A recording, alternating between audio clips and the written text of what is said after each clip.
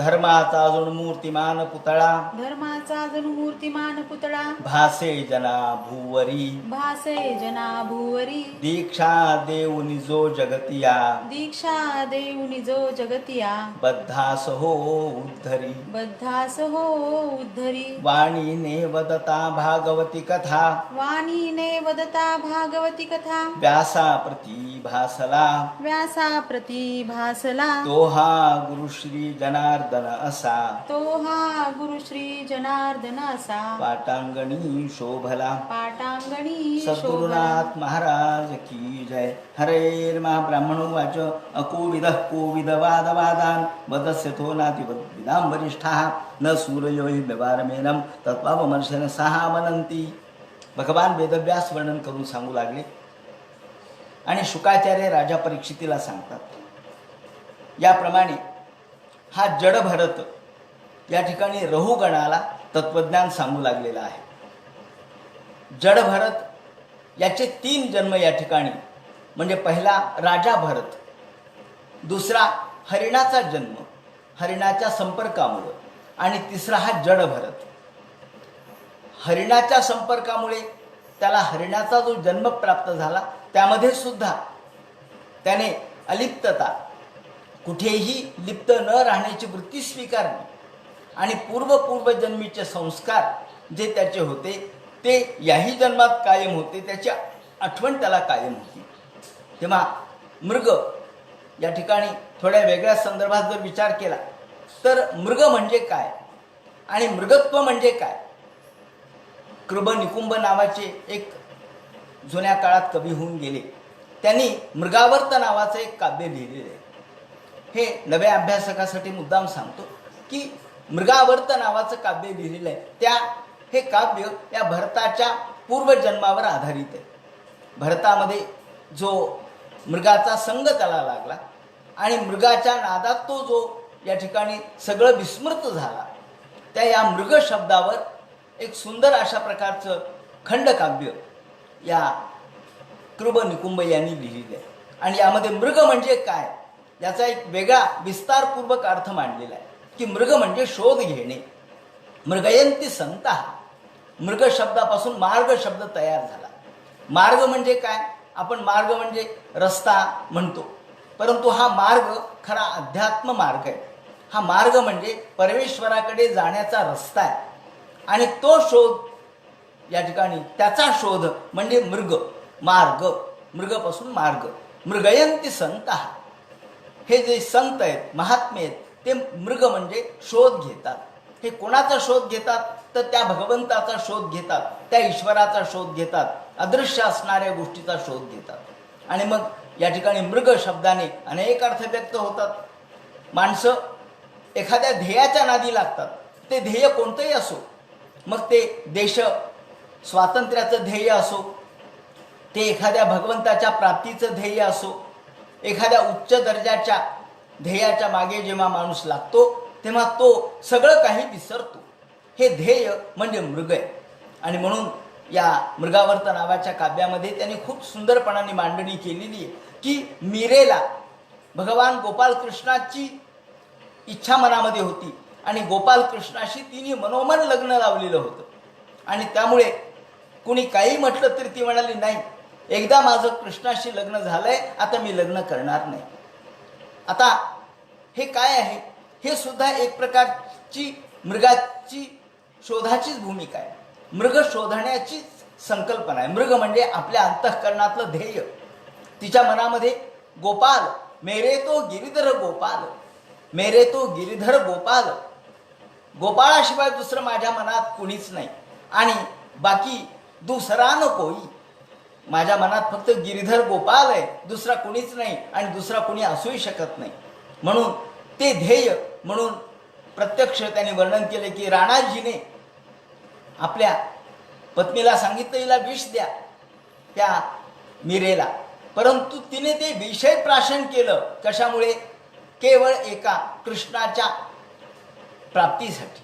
प्राशितेरे मृगा तुझ्यासाठी राणाजीने भेजा, विष का प्याला राणाजीने भेजा, प्राशितेरे मृगा तुझ्यासाठी. हे मृगा तुझ्यासाठी हे प्राशन करते. हा मृग म्हणजे आपल्या मनातलं ध्येय, आपल्या मनातील जे सर्वोच्च अशा प्रकारचं, मग ती भगवत प्राप्तीचं ध्येय असेल, ते आणखी कोणतंही असू शकेल, जे आपल्या सर्वोच्च जीवनातलं सर्वश्रेष्ठ ध्येय ते.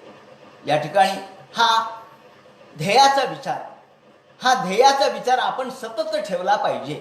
आणि म्हणून हे मृग या शब्दाने हे अनेक अर्थ व्यक्त झालेले आहेत. भरताच्या मध्ये जो मृगाचा शोध आहे, तो कोणता शोध आहे? तो ईश्वराचा शोध आहे. आणि त्यामुळे या जन्मात सुद्धा त्याच्या मनात त्याच शोधामध्ये तो तल्लीन आहे, त्याच नादामध्ये तो तल्लीन आहे. तो सगळं काही विसरलेला आहे, तो समग्र संसार विसरला आहे. या ठिकाणी संसाराबद्दल आसक्ती नाही, संसाराबद्दल विरक्ती निर्माण झाली. आणि मग या रहुगणाला उपदेश करताना भरताच्या जडत्वाचा विचार आपण करायचा नाही. ते जड नव्हतेच, प्रत्यक्षात जड नव्हते, परंतु ते लोकांच्यासाठी जड वाटत होते. लोक त्यांना वेड समजत होते, परंतु प्रत्यक्षात जो विद्वान आहे, जो पंडित आहे, जो महात्मा आहे, तो आपल्या स्वतःच्या लौकिकतेवर पाणी सोडत असतो आणि अलौकिकतेच्या मागे लागतो. ही अलौकिकता म्हणजे ध्येय आहे, ही अलौकिकता म्हणजे मृग आहे, ही अलौकिकता म्हणजे सर्वस्व आहे. आणि म्हणून अकोविद कोविद वादवादान.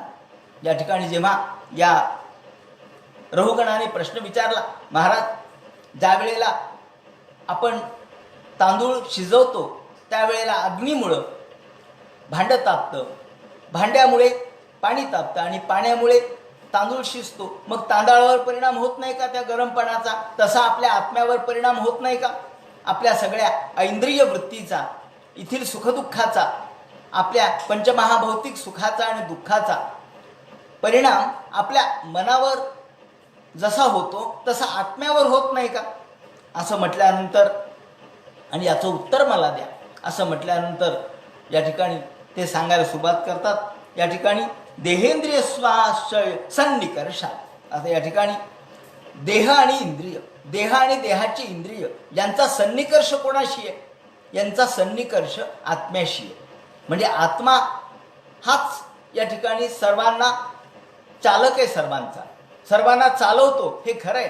पण आत्मा आणि इंद्रिय हे इतके एकरूप झालेत की आपण ज्या ज्या सगळ्या गोष्टी आहेत त्या सगळ्याचा आरोप आत्म्यावर करतो. उदाहरण या ठिकाणी जनी जनार्दन यांनी एक उदाहरण दिलेलं आहे त्यांच्या निर्विकल्प नावाच्या ग्रंथामध्ये. त्याने असं म्हटलंय की एखाद्या लोखंडाचा एखादा तुकडा आहे आणि हा लोखंडाचा तुकडा म्हणजे समजा धाव, समजा आपण ही धाव आपण गरम केली, आपण आपटीमध्ये टाकून ती गरम केली. गरम केल्यानंतर आता आपल्याला धाव तुटली आहे, मग ती जोडायची, त्याला डाग द्यायचा आहे, तर काय करावं लागेल? त्याला गरम करावं लागेल, त्याला लाल तापवावं लागेल आणि लाल तापवल्यानंतर ती धाव जोडण्यासाठी घण मारावे लागतील. आता हे घण तो मारतो, लोहार घण मारतो, प्रत्यक्षात ते घण मारतात लोखंडाला, पण लोखंडामध्ये अग्नीचा संपर्क असल्यामुळे अग्नी सुद्धा त्या ठिकाणी पिटला जातो, अग्नीला सुद्धा तो मार बसतो. ते म्हणतात लोहसंगे, लोहसंगे अग्नी पिटे, अग्नीला मार बसतो. मार बसला का नाही अग्नीला? हो बसला. कशामुळे बसला? त्यांचं म्हणणं आहे लोखंडात तो शिरला म्हणून बसला. जर अग्नी लोखंडात शिरला नसता तर अग्नीला मार बसला नसता. म्हणजे लोखंडाच्या संपर्कामुळे अग्नी हा दूषित झाला, अग्नी हा प्रदूषित झाला म्हणा, किंवा अग्नीला मार बसला म्हणा. म्हणजे अग्नीला हे भोगावं लागलं. तो जो लोखंडाचा घण त्या ठिकाणी मारला जातो, त्या घणाचा मार अग्नीला भोगावा लागला का नाही? याचं उत्तर हो असंच आहे. बरोबर आहे, लागलाच. का लागला? तर लोहसंगे अग्नी पिटे, लोहाच्या संगतीमुळे सन्निकर्षात, या ठिकाणी सन्निकर्ष शब्द वापरला आहे. आणि हा सन्निकर्ष शब्द या ठिकाणी न्यायशास्त्रामधला आहे. देहेंद्रिय स्वाशय सन्निकर्षात तत्संतृते पुरुषस्यानुरोधात. या ठिकाणी सन्निकर्ष शब्द न्यायशास्त्रातला आहे. न्यायशास्त्रामध्ये इंद्रिय सन्निकर्ष सांगितलेले आहेत 6 प्रकारचे. थोडासा तत्वज्ञानाचा विषय 1 मिनिटामध्ये सांगतो की सन्निकर्ष 6 प्रकारचे सांगितलेले आहेत न्यायशास्त्राने, नैयायिकाने. एक संयोग सन्निकर्ष, दुसरा संयुक्त समवाय सन्निकर्ष, तिसरा संयुक्त समवेत समवाय सन्निकर्ष, चौथा समवाय सन्निकर्ष, पाचवा समवेत समवाय सन्निकर्ष आणि सहावा विशेषण विशेष सन्निकर्ष. आता संयोग सन्निकर्ष म्हणजे काय? संयोग सन्निकर्ष म्हणजे समजा आपण एखादा घडा किंवा माठ किंवा वस्तू पाहिली. संयोग सन्निकर्ष म्हणजे असं की एखादी वस्तू आपण पाहिली, घट पाहिला, उदाहरणार्थ एक माठ पाहिला. माठ पाहिल्यानंतर आपल्याला डोळ्याला तो दिसला, म्हणजे डोळे हे इंद्रिय आहे आणि माठ ही वस्तू आहे. माठ ही वस्तू इंद्रियापेक्षा वेगळी आहे, पण जेव्हा डोळ्याने आपण एखादी वस्तू पाहतो तेव्हा आपल्याला ती वस्तू दिसते. यालाच म्हणतात संयोग सन्निकर्ष. इथे एक प्रकारचा सन्निकर्ष. सन्निकर्ष म्हणजे संबंध. कोणता संबंध आला? अहो, डोळ्याने माठ पाहिला, डोळ्याचं तादात्म्य माठाशी झालं, त्याशिवाय माठ दिसत नाही, त्याशिवाय वस्तू दिसत नाही. म्हणजे आपल्या डोळ्याचं तादात्म्य जोपर्यंत वस्तूशी होत नाही तोपर्यंत वस्तू आपल्याला दिसत नसते. म्हणून हा झाला संयोग सन्निकर्ष. त्यानंतर हा मातीचा घट आहे. हा कशाचा घडा आहे हो? हा मातीचा आहे का, तांब्याचा आहे का, पितळाचा आहे का, लोखंडाचा आहे? हे कोणाला हे कधी कळालं? जेव्हा संयुक्त समवाय सन्निकर्ष, म्हणजे आधी आपल्याला घट दिसला, मग तो मातीचा आहे हे कळालं. जेव्हा मातीचा आहे हे कळालं तेव्हा तो संयुक्त समवाय सन्निकर्ष त्या ठिकाणी आहे. रूपाचं ज्ञान झालं, आधी वस्तूचं ज्ञान झालं, तो संयोग सन्निकर्ष. नंतर रूपाचं ज्ञान झालं, तो संयुक्त समवाय सन्निकर्ष. तिसरा आहे संयुक्त समवेत समवाय. यामध्ये हे गाडगं आहे का, ही येळणी आहे का, हे बोळकं आहे का, हा खोजा आहे, हे जे आपल्याला वैविध्यपूर्ण रूपाचं ज्ञान होतं, लहान मोठा बुटका उंच, हे जे ज्ञान होतं हे संयुक्त समवेत समवाय या पद्धतीने होतं. म्हणून पहिल्यांदा वस्तूचं ज्ञान तो संयोगाने होतं, नंतर संयुक्त समवायाने त्याच्या रूपाचं ज्ञान होतं, संयुक्त समवेत समवायाने त्याच्या लहान मोठेपणाचं वैविध्यपूर्ण स्वरूपाचं ज्ञान होतं. चौथा जो आहे समवाय, तो आहे शब्दाने आपल्याला ज्ञान होतं द्रव्याचं.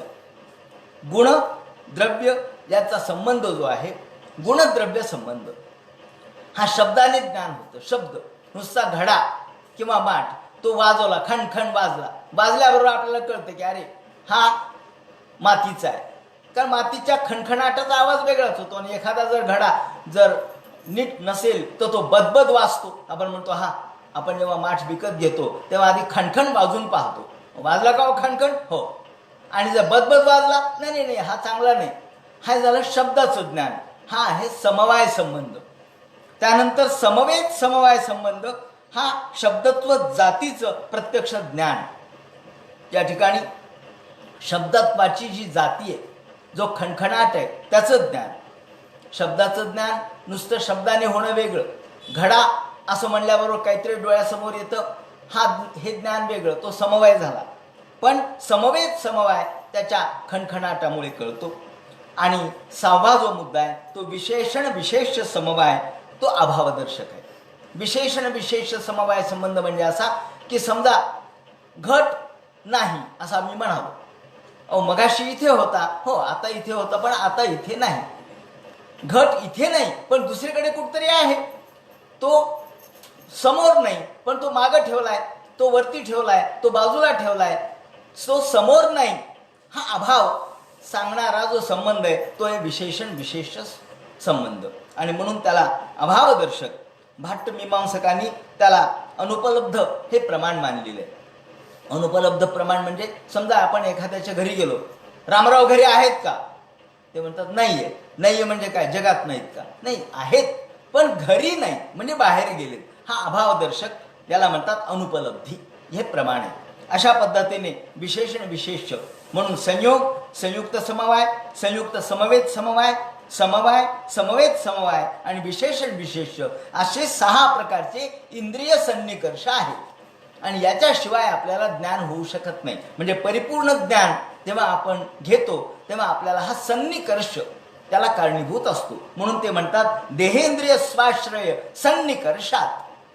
वेगवेगळ्या प्रकारचं आपल्याला ज्ञान होतं. हा जो सन्निकर्ष आहे हा जो संबंध आहे, मग तो समवाय संबंध असेल, समवेत समवाय संबंध असेल किंवा विशेषण विशेष संबंध असेल वगैरे वगैरे, हे जे 6 प्रकार दिलेत ते सन्निकर्ष कोणत्याही प्रकारचे असू शकतात. त्यामुळं आपल्या इंद्रियाचा संबंध आपल्या आत्म्याशी येतो आणि आत्मा त्यामध्ये अडकतो. आत्म्याला तिथे आपण ऐंद्रिय पातळीवरच्या ज्ञानाशी संयुक्त पावतो. संयुक्त पावण्यासाठी आपण तिथे बाध्य करतो. ते म्हणतात मग असं जर झालं तर मग आपल्याला आत्म्याला त्रास होत नाही का, असा जेव्हा हिने प्रश्न उपस्थित केला तेव्हा याचं उत्तर देताना ते म्हणतात अकोविद कोविद वादवादान. अरे हे रहुगणा, अकोविद तू कसा आहेस, अकोविद आहेस. जसं श्रीकृष्णाने गीतेमध्ये अर्जुनाला म्हटलंय की वा वा वा प्रज्ञावादांश भाषसे.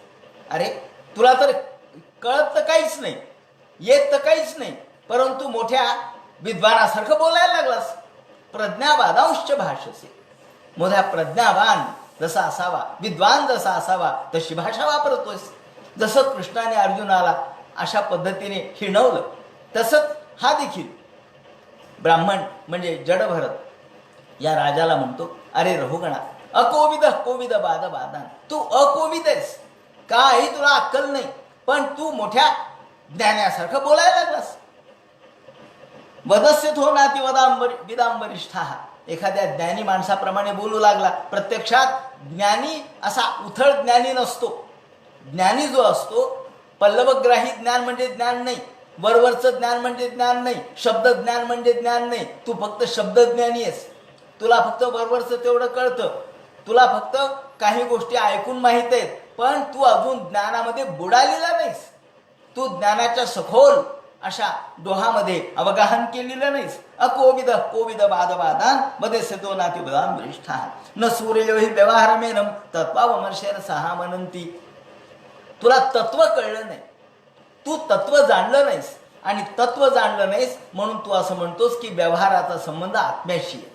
प्रत्यक्षात व्यवहार याचा संबंध आत्म्याशी नाहीच आहे. म्हणून आता तुला मी सांगतो न वेदवादाविषयी हि तत्ववादा. खरं म्हणजे वेदाने सुद्धा खरं ज्ञान सांगितलेलंच नाही. वेदाने केवळ आपल्याला प्रवृत्ती करण्यासाठी यज्ञाची योजना केली. प्रवृत्ती धर्म हा 2 प्रकारचा आहे, एक निवृत्तीपर आहे, दुसरा प्रवृत्तीपर आहे. आणि जो प्रवृत्तीपर धर्म आहे, आपल्याला कुणीकडून धर्माला प्रवृत्त करणे, हे केलं म्हणजे पुण्य मिळेल, हे केलं म्हणजे आपल्याला आपलं पाप नाहीसं होईल, असं जेव्हा एखाद्या कथेमध्ये लिहिलेलं असतं, ज्याला आपण कथा ऐकल्याचं फळ काय आपण म्हणतो की याची फलश्रुती काय. फलश्रुती म्हणजे काय हो? फलश्रुती म्हणजे ऐकल्याचे फळ, श्रवण केली याचे फळ म्हणजे फलश्रुती, ऐकल्याचं फळ. जुन्या काळामध्ये लोकांचं वाचन नव्हतं किंवा लोकांची अक्षर ओळख नव्हती, फार ज्ञानी नव्हते, सगळे काही शिकत नव्हते, म्हणून ऐकत होते. आणि ऐकल्याचं फळ काय तर मग कहाण्या किंवा कथा किंवा भगवंताच्या गोष्टी चरित्र हे ऐकून आपल्याला काहीतरी फळ मिळावं अशी माणसाची अपेक्षा असते. सामान्य माणसाची इच्छा अशी असते की सांसारिक इच्छा पूर्ण व्हाव्यात, सांसारिक आमच्या अपेक्षा पूर्ण व्हाव्यात. धन मिळावं, धान्य मिळावं, समृद्धी मिळावी, मोठेपणा मिळावा, लौकिक मिळावा, पुत्र पौत्र हे सगळं प्राप्त व्हावं. हे झालं म्हणजे देव प्रसन्न झाला. खरं म्हणजे हे चुकीचं आहे. देव प्रसन्न झाला तर उलट हे सगळं नष्ट करून टाकतो. संत तुकाराम महाराजांचे अभंग वाचले म्हणजे कळेल देव प्रसन्न झाला म्हणजे काय होतं. ते म्हणतात अहो हे सगळे जे दुर्धर गोष्टी माझ्या नशिबी आल्यात त्याचं कारण एकमेव आहे, देव मला प्रसन्न झालाय. दुष्काळ पडला का, त्याचं कारण आहे देव प्रसन्न झाला म्हणून दुष्काळ पडला. अहो देव प्रसन्न झाला म्हणून अन्नान्न दशा झाली, देव प्रसन्न झालाय म्हणून माझी पहिली बायको मिळाली का, अहो यातून मी निवृत्त व्हावं ही देवाची इच्छा आहे. आता या प्रकारची प्रवृत्ती संताची असू शकते, सामान्य माणसाची असू शकत नाही. म्हणून संत हे नेहमी आपल्या वाईट गोष्टीला सुद्धा सकारात्मक दृष्टीने पाहतात. पण आपण मात्र सांसारिक आहोत. आपण थोडं जरी जीवनामध्ये काही बिघाड झाला, जीवनामध्ये काही वाईट गोष्टी घडल्या तर आपण म्हणतो देव काही प्रसन्न नाही आपल्यावर, मग काहीतरी चांगलं करा. मग आपण देवाच्या नादी लागतो का, सांसारिक व्यापातापापासून मुक्ती मिळण्यासाठी, सांसारिक इच्छा पूर्ण होण्यासाठी.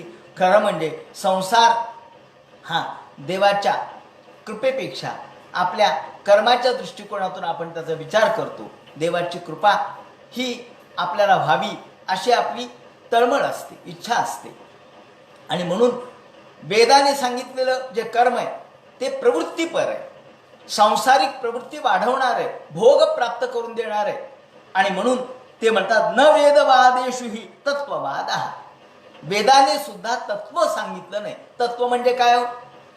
जसं आपण परवाच पाहिलं की तत्व पुसावया गेलो वेदज्ञानसी तव तयापासी भरले विधिनिषेध.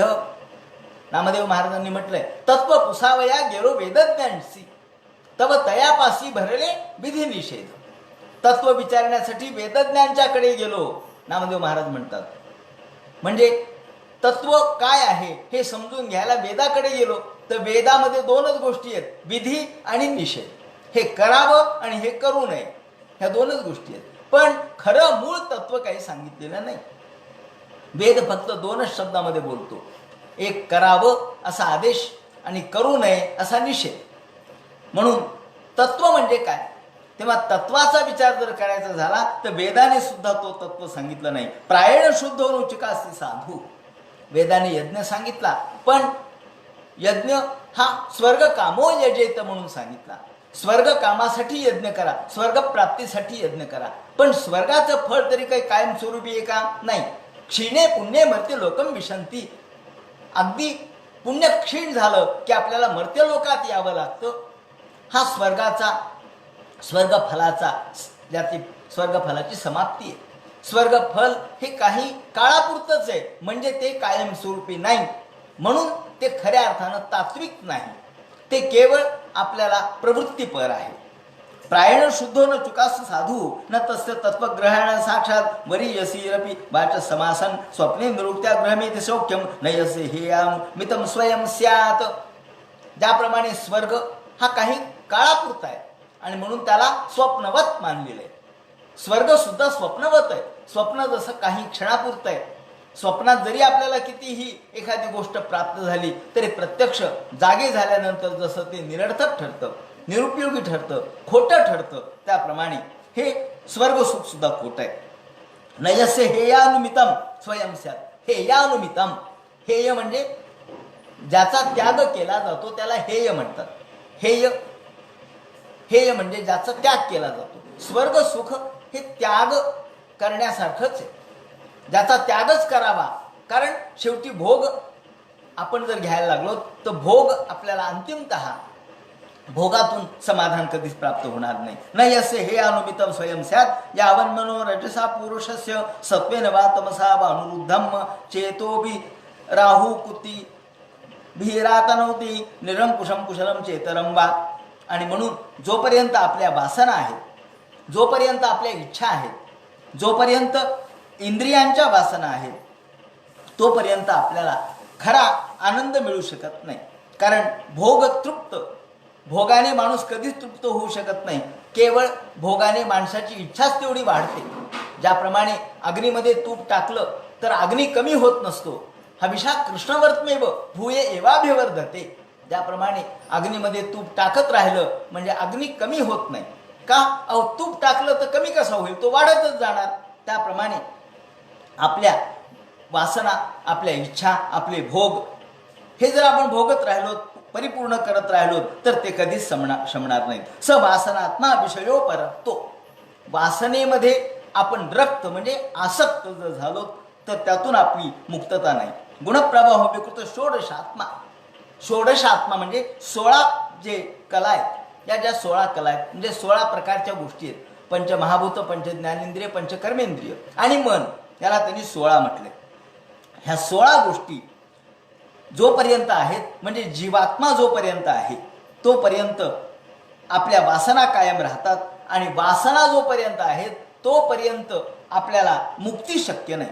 गुणप्रवाहो विकृत षोडशात्मा बिभृत प्रसंग नामभी रूपभेद मंत्र वैष्णवच्या पुरैस्तनोती दुःखम सुखम व्यतिरिक्तंच तीव्रम कालोपपन्नम फलमाभ्यनक्ती.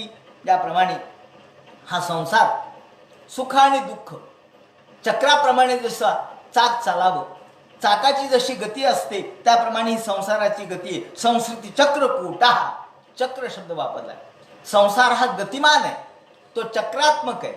या चक्रातून सुटका आपली तोपर्यंत होणार नाही जोपर्यंत आपण त्याला बद्ध स्वरूपात राहू. स्वदेहीनम, आपल्या देहाशी, आपल्या जीवाशी, आपल्या वासनेशी आपण जोपर्यंत चिकटून आहोत तोपर्यंत संसार आहे.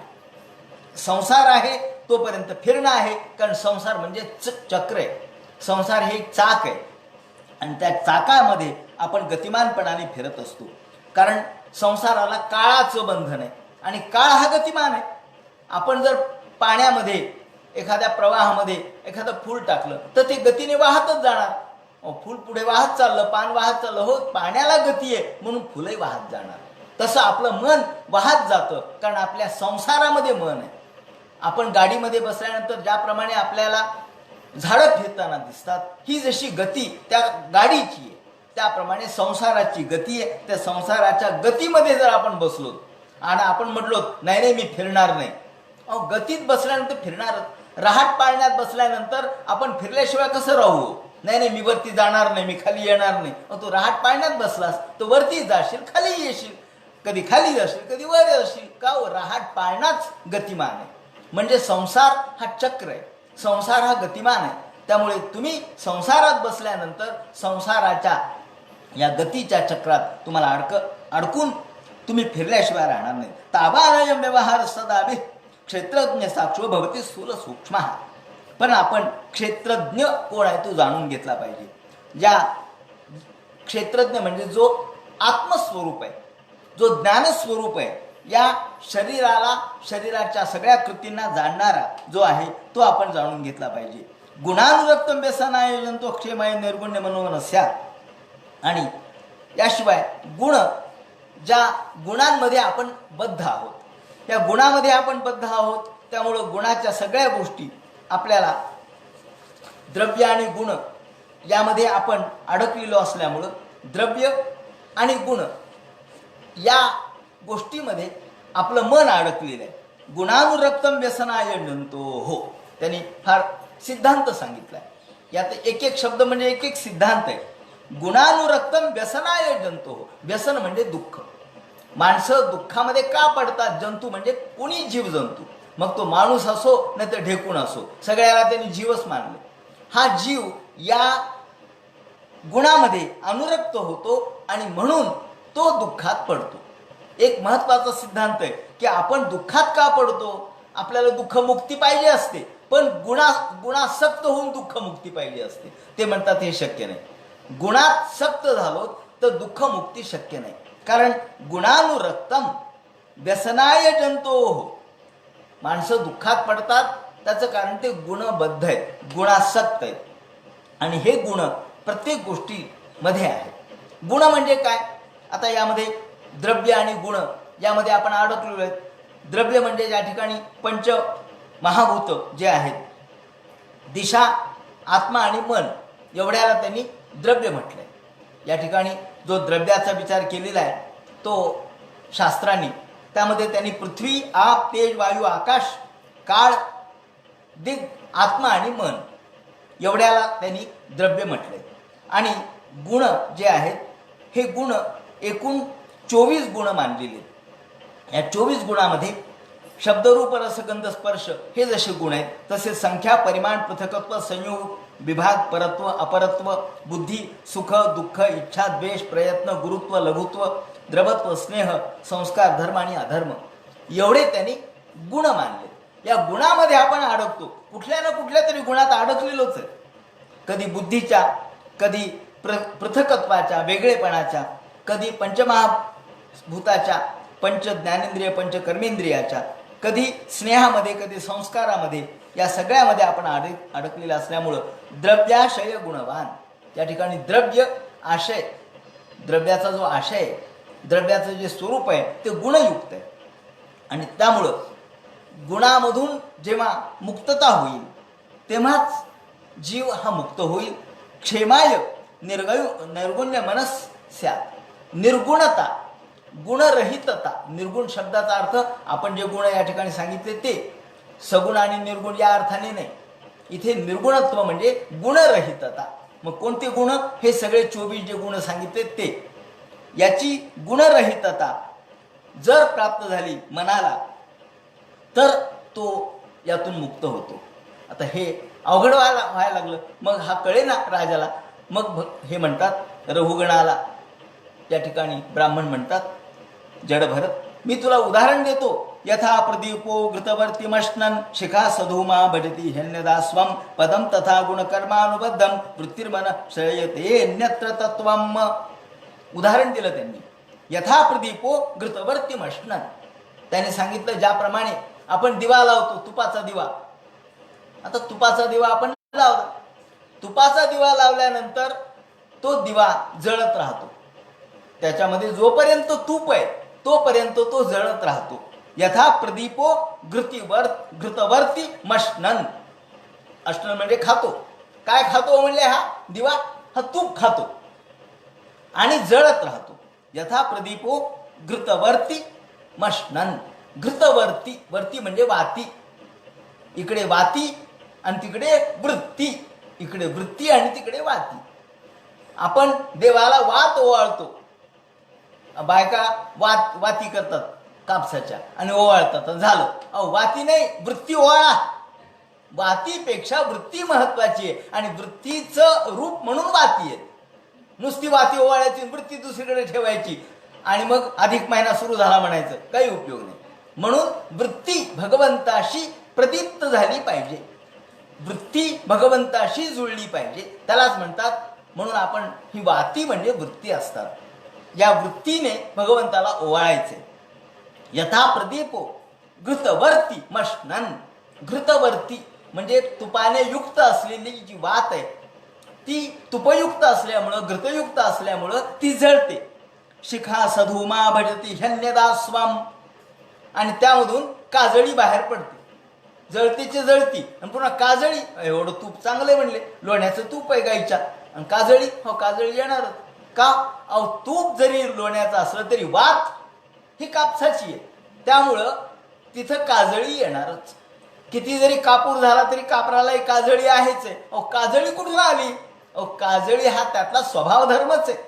त्यामुळं तुम्ही या काजळीला बाजूला टाकू शकत नाही. जर दिवा लावायचा तर काजळी धरावीच लागेल, दिवा लावायचा तर काजळी गृहीतच धरावी लागेल. तसं संसार करायचा तर बद्धता गृहीतच धरावी लागेल, दुःख गृहीतच धरावं लागेल. आपल्याला प्रकाशही पाहिजे आणि काजळी नको, ते म्हणतात नाही चालत. तुम्हाला काजळी घ्यावी लागेल तरच प्रकाश मिळेल. सुख पाहिजे तर दुःखही आणि दुःख पाहिजे तर सुखही, दोन्ही गोष्टी बरोबरच आहेत. म्हणून यथा प्रदीपो घृतवर्ती मश्नन् शिखा सधूमा भजती ह्यन्यदा स्वं. पण जेव्हा हा दिवा जळून पूर्णपणे संपून जातो, पदम तथा गुणकर्मानुबद्धम वृत्तिर्मन श्रेयतेन्यत्र तत्वम. त्याप्रमाणे पदम तथा गुणकर्मानुबद्धम, गुण आणि कर्म याच्यामध्ये बद्ध असलेलं मन याप्रमाणे शेवटी काजळी प्रगट करतं. ती जोपर्यंत तूप आहे म्हणजे स्नेह आहे तोपर्यंत जळत राहतं. जोपर्यंत स्नेह म्हणजे हे गुण आहेत, स्नेह म्हणजे गुण. या ठिकाणी स्नेह सुद्धा गुण दाखवलाय ना. 24 गुणामध्ये हे काय? द्रवत्व आणि स्नेह. स्नेह हा गुण आहे. मग जोपर्यंत स्नेह आहे, जोपर्यंत गुण आहे, तोपर्यंत तो जळत राहतो. परंतु जेव्हा याच्यातून स्नेह संपेल, वात संपेल, तेव्हा मात्र दिवा म्हणजे आपापल्या रूपामध्ये एकरूप होतो. तो दिवा ते तेज रूपामध्ये मिसळून जातो, तेज रूपामध्ये परिवर्तित होतं. शिखा सधुमा भजती ह्यन्यदा स्वं पदम तथा गुणकर्मानुबद्धम वृत्तिर्मन श्रेयते न्यत्र तत्वम. अन्यत्र तत्वम श्रेयते न्यत्र तत्वम. अन्यत्र म्हणजे वेगळ्या, दुसऱ्या तत्वामध्ये. म्हणजे दिवा जेव्हा या ठिकाणी पूर्ण जळायचं थांबेल तेव्हा तो मूळ त्या तेजस स्वरूपामध्ये विलीन होईल. तेजस स्वरूपात विलीन होणं महत्वाचं आहे. तेव्हा तेजस स्वरूपामध्ये विलीन झाला की मग तिथे धूर नाही, तिथे धूळ नाही, तिथे काजळी नाही, काहीच नाही. त्याप्रमाणे एकादशान मनसोही वृत्तय असं या ठिकाणी म्हटलंय. एकादशान मनसोही वृत्तय. 5 ज्ञानेंद्रिय, 5 कर्मेंद्रिय आणि मन हे एकादश आहे. आणि म्हणून एकादशी करायला सांगितलंय बरं का. एकादशीचा अर्थ काय? एकादशी म्हणजे 11 इंद्रियावर नियंत्रण. नाही ते एकादशी दुप्पट खाशी, उपयोग नाही.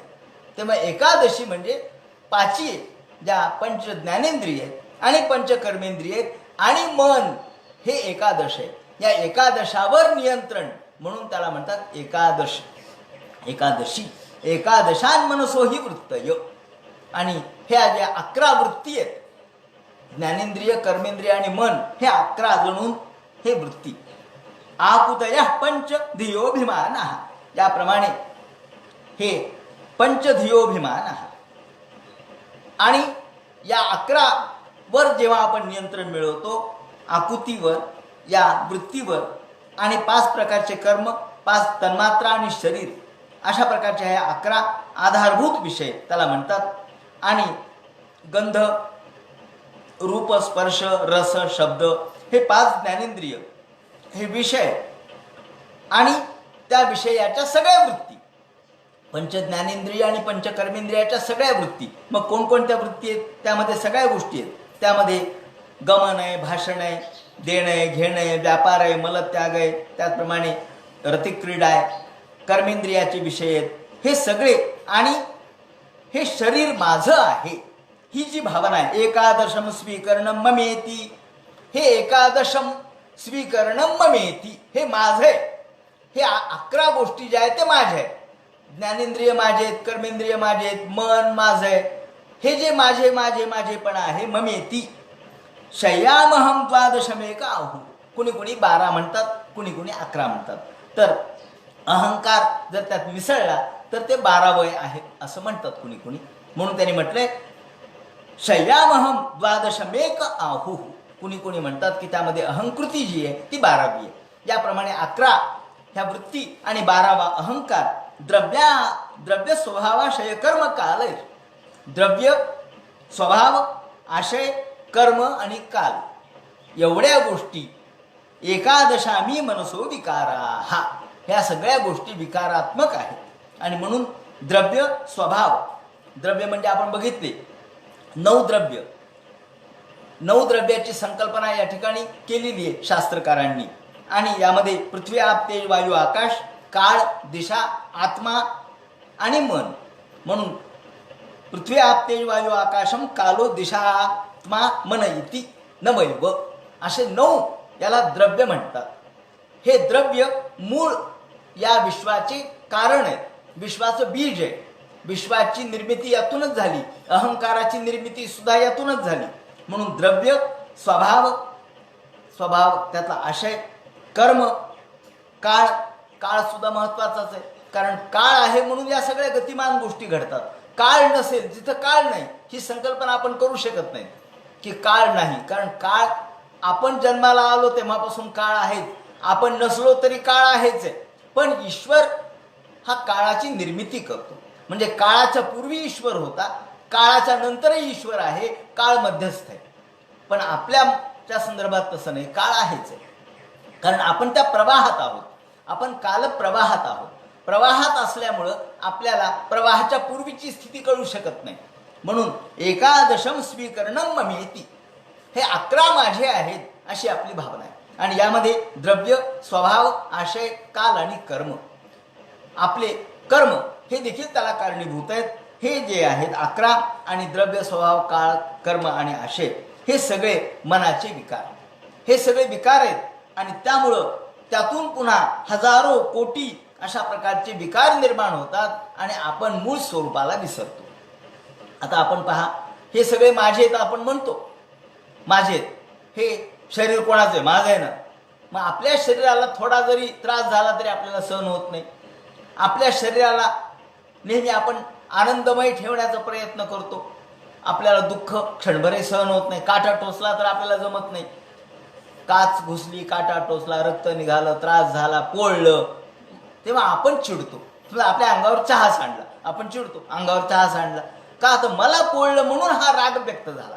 म्हणजे प्रत्यक्षात ते म्हणतात की हा जो माझा आहे, माझा भाव आहे, मी, ही सगळी शरीर माझं आहे, या शरीराचा मी मालक आहे आणि माझं शरीर आहे, ही भावनाच आपल्याला या संसारामध्ये अडकवणारी आहे. एका ठिकाणी तुकाराम महाराजांनी म्हटलंय की आपल्याला उदरामध्ये, आपल्या पोटामध्ये हे जंतू निर्माण होतात, पोटामध्ये काही कृमी निर्माण होतात. मग पोटात निर्माण झालेल्या कृमी माझ्याच म्हणायचं का हो? आपण उदाहरण देत असतो ना, हो जंत झाले पोटात, हो जंत झाले, मग डॉक्टरने औषध दिलं जंत पडण्याचं, औषध दिलं, खाल्लं, जंत पडले. कोणाचे येतो? अहो माझे.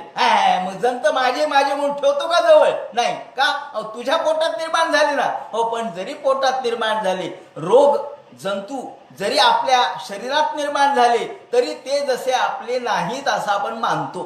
त्याप्रमाणे हे पंचज्ञानेंद्रिय पंचकर्मेंद्रिय माझे नाहीत असं माना, म्हणजे संसार चक्रातून मुक्तता होईल. नाही बेंड उठलं, मग बेंड कोणाचं आहे? माझंच आहे ना, मग कापून टाका. कसं काय हो? डॉक्टरकडे गेला आणि बेंड कापून टाकलं, त्याने ऑपरेशन केलं, मग त्या बेंडाबद्दल आसक्ती असते का? नसते. घाण तुमच्या शरीरातलं आहे ना. हो माझ्या शरीरातलं आहे, पण आता ते शरीराची विकृती आहे, ते शरीराची प्रकृती नाही. म्हणून हे जे जीव जंतू आहेत, जंत आहेत किंवा बेंड आहे, ही विकृती आहे आणि ती विकृती नष्ट केली पाहिजे. ते म्हणतात विकार म्हणजे विकृती आहे. मनसो विकारा हा असा शब्द वापरला. विकार म्हणजे काय हो? विकार म्हणजे विकृती. हे विकार शेवटी नष्ट झाल्याशिवाय आपल्याला संसारातून मुक्तता नाही. आणि या शरीराचा स्वभाव धर्मच आहे विकार होणं, शरीराचा स्वभाव धर्मच आहे. अहो दह्याचा स्वभाव आंबटपणा आहेच आहे ना. म्हणून ही विकार ही दह्याची प्रवृत्तीच आहे. म्हणून त्यातून आपण जोपर्यंत ते टाकून देत नाही, त्यातली विकृती टाकायची असेल तर आपल्याला मूळ देह देखील टाकून द्यावा लागेल, देहाबद्दलची ममता टाकून द्यावी लागेल. क्षेत्रज्ञ तो न मिथो न स्यु, क्षेत्रज्ञ येता माणूस विभूती. त्याप्रमाणे ते म्हणतात क्षेत्रज्ञ हा भगवंत हा क्षेत्रज्ञ. आपला आत्मा हा खऱ्या अर्थानं क्षेत्रज्ञ. 13व्या अध्यायामध्ये ज्ञानेश्वरीच्या किंवा गीतेच्या क्षेत्रज्ञ विचार आलेला आहे. क्षेत्र म्हणजे काय? हे शरीर हे क्षेत्र आहे आणि क्षेत्रज्ञ म्हणजे याचा जाणणारा जो आहे. शरीर जाणणारा म्हणजे नुसतं मला शरीरशास्त्र कळालं म्हणजे शरीर नाही कळालं. मला जोपर्यंत त्यातलं तत्व कळालं नाही, तत्व म्हणजे आत्मतत्व जोपर्यंत कळालं नाही तोपर्यंत या शरीराला अर्थ नाही. आणि आत्मतत्व आपल्याला शरीर फोडून चालणार नाही, शरीर भेदून कळणार नाही. आपण ऑपरेशन करतो, काय कळतं ऑपरेशन करून? आत्मतत्व थोडंच कळतं. तुकाराम महाराजांनी एका ठिकाणी म्हटलंय की आपल्याला एखाद्या तबला किंवा पेटी किंवा एखादा मृदंग याच्यातला नाद शोधून काढायचा आहे, तर फोडून जमेल का? नाही हो. मग नाद कुठून निघतो?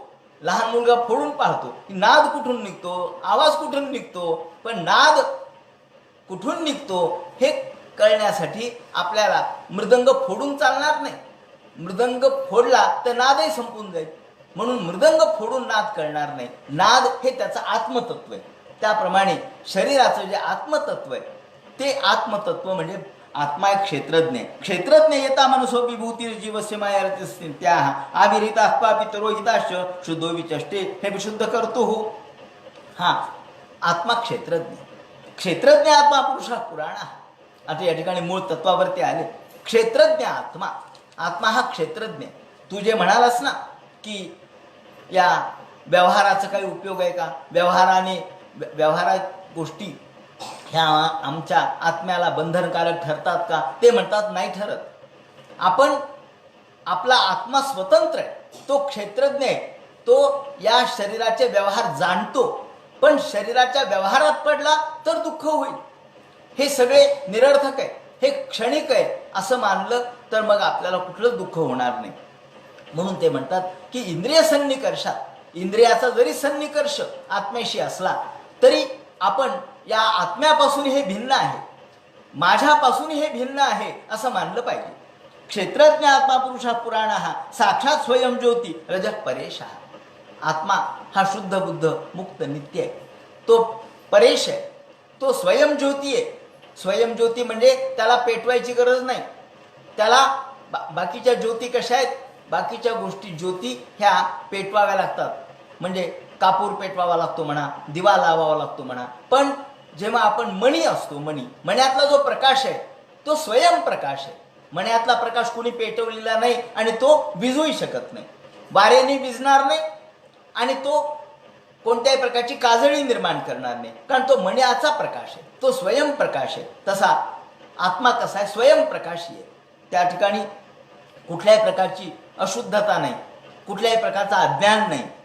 आणि साक्षात स्वयं ज्योतिरजः प्रकाश प्रजेशा, हा आत्मा हा प्रजेश आहे, सर्वांचा स्वामी आहे. आणि तो स्वयं ज्योती, ती ज्योती आत्मज्योती आहे, अंतःकरणातून प्रगटलेली आहे.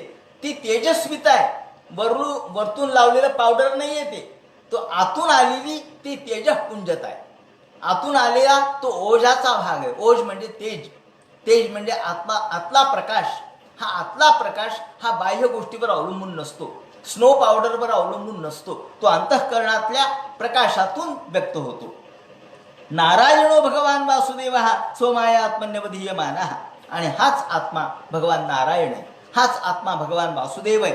एवं परो भगवान वासुदेव क्षेत्रज्ञ आत्मे तमनुप्रविष्ट, आणि हाच भगवान वासुदेव आपल्यामध्ये अनुप्रविष्ट होतो.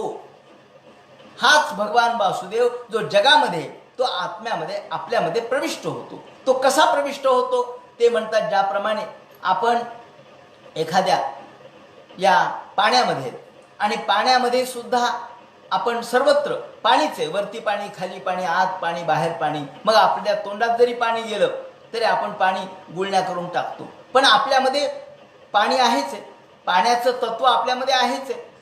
जसं श्वास आपल्यामध्ये आहेच आहे, बाहेरही वार आहे आणि आपल्यामध्येही वार आहे, बाहेरही वायू आहे आणि आपल्या शरीरामध्ये सुद्धा वायूचा संचार आहेच आहे. त्याप्रमाणे तो जसा बाहेर आहे तसा आत आहे, जसा तो सर्वत्र आहे तसा माझ्यातही आहे. म्हणून एवं परो भगवान वासुदेव क्षेत्रज्ञ आत्मेद अनुप्रविष्ट, या आत्म्याचा अनुप्रवेश होतो. आत्मा आपल्यामध्ये, आत्म्याचं चैतन्य आपल्यामध्ये अनुप्रविष्ट होतं. जे बाहेर व्यापक चैतन्य, ते व्यापक चैतन्य सूक्ष्म स्वरूपात आपल्यामध्ये प्रविष्ट होतं. म्हणजे या ठिकाणी दोन प्रकारच्या चैतन्याचे विवेचन आहे. चैतन्य एकच आहे, दोन नाही आहेत, पण आत आणि बाहेर. जसं आपण एखादी घागर भरली, पाण्यामध्ये आपण नेली घागर आणि भरली, तर घागर भरल्यानंतर घागरीतही पाणी आहे आणि बाहेरही पाणी, सर्वत्र पाणीच आहे. पाण्याशिवाय घागरीत काही नाही. घागर पाण्याने भरलेली आहे आणि बाहेरही पाणी आहे, सर्वत्र पाणी व्यापलेलं आहे. त्याप्रमाणे वासुदेव भगवान सर्वत्र व्यापलेला आहे आणि तो आपल्यामध्येही आहे. न यावदेताम तोनभर नरेंद्र विधूय मायाम वयोनोदयेन. त्याप्रमाणे यासाठी एकच काम करायचे, हे राजा, विमुक्त संगो जिथं षट सपत्नो, आपल्याला विमुक्त संग, आपल्याला मुक्त संग, कोणत्याही कोणाच्याही संगतीमध्ये राहायचं नाही, कोणाच्याही संगतीचा परिणाम आपल्यावरती होऊ द्यायचा नाही. संगतीत राही नका, शेवटी कोणाच्या संपर्कात राहावं हे आपल्या हातात नसतं, परंतु त्याचा आपल्यावर किती परिणाम घडवायचा, आपण किती त्यामध्ये बाधित व्हायचं. विमुक्त संगो जिथं षट सपत्नो, 6 गोष्टी जिंकायच्या. सपत्न म्हणजे 6 शत्रू, काम क्रोध लोभ मोह मद मत्सर, हे 6 शत्रू जेव्हा आपण जिंकू तेव्हाच आपण मुक्त होऊ शकतो. वेदात्मतत्वं भ्रमती तावत नवे यावदे तन मन आत्मलिंगम संसारता पापवमंजनस्य. जोपर्यंत आपण ह्या 6 शत्रूंना जिंकत नाहीत, आपल्यातील राग लोभ प्रेम मद मत्सर यांना आपण जिंकत नाहीत आणि विमुक्त संग होत नाहीत, मुक्तपणाने वावरत नाहीत, कोणामध्येही लिप्त न होता आत्म नादामध्ये तल्लीन राहून आपल्या अंतःकरणामधले जे 6 शत्रू आहेत राग लोभादी, ते आपण जिंकले तरच भ्रमती तावत. जोपर्यंत जिंकत नाही तोपर्यंत आपल्याला भ्रमावं लागतं, फिरावं लागतं, संसार चक्रामध्ये या 84 लक्ष योनीत फिरावं लागेल. न यावदे तन्मन आत्मलिंगम संसार तापापवनं जनस्य यच्छोकमोहा मय राग लोभ वैरानुबंध ममतां विधत्ते. वैरानुबंधम, वैर एखाद्याचा अनुबंध, अनुबंध म्हणजे संबंध. संबंध अनेक प्रकारचे असतात, त्यापैकी वैरानुबंध हा एक संबंध आहे. म्हणजे सतत वैर करणे. वैरानुबंध ममतां विधत्ते. ममता म्हणजे प्रेम. 2 पद्धतीने माणसं व्यवहार करतात. एक कोणाबद्दलचं द्वेष असतो, नाहीतर कोणाबद्दल प्रेम असतं. एक तर द्वेष तरी असतो, नाहीतर प्रेम तरी असतं. शत्रूबद्दल द्वेष असतो, मित्राबद्दल प्रेम असतं. इतरांबद्दल, इतर काही भावकी किंवा इतर काही शत्रू यांच्याबद्दल आपण द्वेषाच्या भावनेने बघतो आणि आपल्या कुटुंबामध्ये आपण प्रेमाच्या भावनेने बघतो. ह्या दोन भावनेच्या पलीकडे तिसरी जी भावना आहे ती आहे, ज्याला आपण न्यूट्रल असं म्हणतो. हा तीन गोष्टी आहेत ना. न्यूट्रल म्हणजे काय? माझा काही संबंध नाही, ज्याच्याशी संबंध नाही आणि त्याच्याशी संबंध नाही, याला म्हणतात अलिप्ततावाद. हा जो न्यूट्रल अलिप्तता ही जी आहे ती जर आत्मसात केली तरच आपण यातून मुक्त होऊ शकतो. नाहीतर वैरानुबंध ममता विधत्ते भ्रातृव्यमेनम तदभ्रवीर्य मुपेक्षया ध्येय धेदितम अप्रमत्तः. याप्रमाणे अप्रमत्त राहून आपण, अप्रमत्त म्हणजे कोणत्याही प्रकारच्या गोष्टीबद्दल अप्रमत्त न होता, म्हणजे आपण राग लोभ याने द्वेषित होतो, मत्सराने आमचं मन बिघडतं, प्रमत्त होतो, उन्मत्त होतो आणि या उन्मत्ततेमध्येच सगळ्या कृती घडतात. त्यातून आज आम्ही विज्ञान देखील हेच सांगतं की मन शांत ठेवा. का हो ह्या सगळ्या जे निर्माण झालेत प्रश्न, आज एवढं मानसशास्त्राचा विकास होत चाललेला आहे आणि अनेक प्रश्न निर्माण झालेत. लोक म्हणालेले काय हो, लोक इतके बेजार झालेत, सगळं काही आहे पण मन स्थिर नाही. काय झालं? मन चंचल आहे. हे आम्ही अध्यात्मात सांगतो आणि विज्ञानात देखील हेच सांगतात की मनावर ताबा ठेवा. राग आल्याबरोबर काय होतं हे आमचे डॉक्टर आम्हाला सांगतील की आमच्या प्रवृत्तीमध्ये कसे बदल होतो, शरीरामध्ये कसा बदल होतो, रक्तप्रवाह कसा जोरात चालतो, त्याप्रमाणे श्वासोश्वास जोरात का चालतो, हृदयावर कसा ताण येतो. मग शेवटी काय सांगितलं? तेच सांगितलं. हृदयावर ताण येणं काय, ब्लड प्रेशर वाढणं काय, श्वासोश्वास चालणं काय, रक्तप्रवाह वेगात होणं काय, म्हणजे काय, म्हणजे राग कमी करा. साधी गोष्ट आहे. आणि म्हणून जुन्या काळात लोक म्हणायचे राग आला तर 100 आकडे मोजा. म्हणजे काय? म्हणजे कमी होतो. अधिक राग, जास्त राग आणि भीक माग असे आपल्याकडे शब्दप्रयोग पडलेले ते यासाठीच आहेत. या दृष्टीने शेवटी अध्यात्म काय आणि विज्ञान काय एकाच पद्धतीने चालतं, फक्त अध्यात्माची परिभाषा वेगळी आहे. म्हणून आणि यासाठी एक गोष्ट महत्वाची आहे, ते म्हणजे गुरोर हरेश्चरणोपासनास्त्रो जहित्यलीकम वयमात्ममोषम. त्यासाठी त्यांनी दोनच गोष्टी सांगितल्या. एक, गुरुचा आश्रय करा आणि दुसरं हरीचा आश्रय करा. गुरोर हरेश्चरणोपासनास्त्रो, गुरु आणि हरी, भगवान आणि श्री सद्गुरू यांच्या उपासनेचं अस्त्र जोपर्यंत आपल्या जवळ नाही तोपर्यंत आपण हे काम करू शकत नाहीत. आणि गुरु आणि हरी यांच्या उपासनेचं अस्त्र, शस्त्र नव्हे बरं का, अस्त्र. कारण शस्त्र हे साधन आहे, हे दिसतं, अस्त्र दिसत नसतं. अस्त्र हे मंत्रात्मक असतं. अस्त्र हे मंत्रात्मक असतं, ते मंत्रांनी निर्माण करता येतं. आणि शस्त्र हे मात्र दिसतं. बाण हे शस्त्र आहे, तलवार हे शस्त्र आहे, पण ब्रह्मास्त्र हे अस्त्र आहे. अस्त्र म्हणजे जे दिसत नाही पण परिणाम करतं, त्याला म्हणतात अस्त्र. आणि ते गुरुच्या आणि हरीच्या सेवेतून प्राप्त होतं. म्हणून गुरु आणि हरी यांच्या सेवेने, उपासनेला दृढ चाल व्हावे, भूदेव संतास सदाल व्हावे. उपासना आपली दृढ पाहिजे. या उपासनेच्या अस्त्राने, उपासनेच्या न दिसणाऱ्या परंतु परिणामकारक असणाऱ्या एका अत्यंत शक्तिशाली अशा अस्त्राने आपण जहिव्यलीकम हे सगळं जाळून टाकू शकतो. अंतःकरणातले दोष जाळून टाकू शकतो, हे 6 विकार नष्ट करू शकतो. आणि म्हणून सावधान होऊन तुम्ही हरी आणि चरणाची उपासना करा, त्यानेच हे सगळं जाळून टाकता येईल, मारून टाकता येईल. जहिव्यलीकम स्वयमात्ममोषम. आणि याप्रमाणे आपण आत्मस्वरूपाला आच्छादित करणारी जी माया आहे ती नष्ट करून टाकू शकतो. त्याप्रमाणे आत्मस्वरूपाला आच्छादित करणारी, झाकून टाकणारी जी माया, जे सगळं 6 आपण जे दोष सांगितले, त्याप्रमाणे मनाचे विकार सांगितले, वृत्ती सांगितल्या, ह्या सगळ्या नष्ट करता येतात. शोक मोह राग लोभ हा यातून नष्ट करता येतो. वैरानुबंध आणि ममता दोन्ही नष्ट करता येते. दोन्ही नकोय, ममताही नकोय आणि द्वेषही नकोय. द्वेष रहित आणि ममता रहित अशा प्रकारचा अलिप्ततावादी भूमिका आपण जर स्वीकारली तर, आणि गुरु आणि हरी यांच्या उपासनेशिवाय हे शक्य नाही. आता यानंतर रहुगण पुन्हा यांची कशी प्रार्थना करील आणि स्वतः जडभर त्यांना या संसाररूपी भवाटवीचा कसा उपदेश करतील तो सगळा भाग उद्या सांगण्यात येईल. हरे नमः पुंडलिक वरदे हर विठ्ठल सीताकांत स्मरण जय जय राम पार्वती पते हर हर महादेव श्रीमज्जना